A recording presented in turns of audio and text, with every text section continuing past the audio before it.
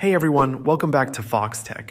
If you're looking to use Apple Music on your iPad, the good news is that the app is already built in. You'll recognize it as the red music app icon. But if for some reason you don't see it, you can always download it again from the App Store at no extra cost. Before you start using Apple Music, it's important to check whether you have a paid Apple Music subscription. To do this, go to Settings, tap on your name at the top, then go to Subscriptions. This will show whether you're subscribed to Apple Music and how long your access lasts. If you have a valid subscription, you can immediately start using the app. If not, you'll need to sign up for a plan before you can stream music. To begin, open the Music app on your iPad. From here, you have several ways to explore music. You can tap Listen Now to see personalized recommendations, browse to discover trending songs and new releases, or search to find specific songs, albums, or artists. Once you find something you want to listen to, just tap on it, and it will start playing right away.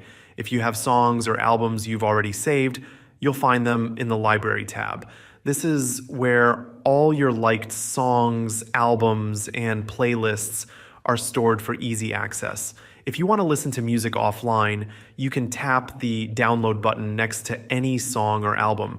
This saves the music directly to your iPad, so you can listen even without an internet connection. To organize your music, you can create playlists. Just go to the Library tab, tap New Playlist, give it a name, and start adding songs.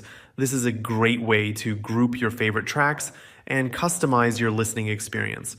One important setting to check is Sync Library. To make sure your saved music appears on both your iPhone and iPad, go to Settings, Apps, Music, and turn on Sync Library. This ensures that any song or playlist you add on one device automatically updates on the other, keeping everything in sync across your Apple devices. That's how you use Apple Music on an iPad. Hopefully this helped you get started and set things up the right way. If you found this video useful, don't forget to like and subscribe to Foxtecc for more Apple tips and tutorials. Thanks for watching and see you later.